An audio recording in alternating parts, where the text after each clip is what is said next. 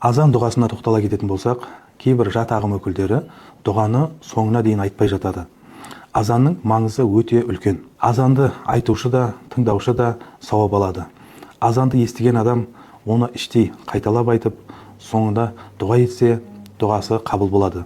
Өйткені Абу Саид Әл-Худриден жеткен хадисте пайғамбарымыз саллаллаху алейхи уассалам азанды естісеңдер, азанның сөздерін іштей қайталаңдар деген. Сондай-ақ азан мен қаматтың арасындағы уақытта жасалған дұғалар қабыл болады. Сондықтан бұл сәтті бос жібермей дұға жасап қалу керек. Азаннан кейін оқылатын уасила дұғасы да өте маңызды.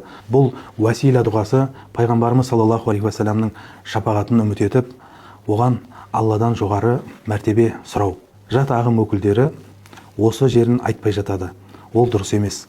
Қысқасы, азан жай ғана шақыру емес, үлкен сауап пен берекеге келетін қасиетті амал. Азанды құрметпен тыңдап, оған жауап беріп, соңында Ханафи мазхабында келгендей уасила дұғасын соңына дейін оқығанымыз дұрыс болады.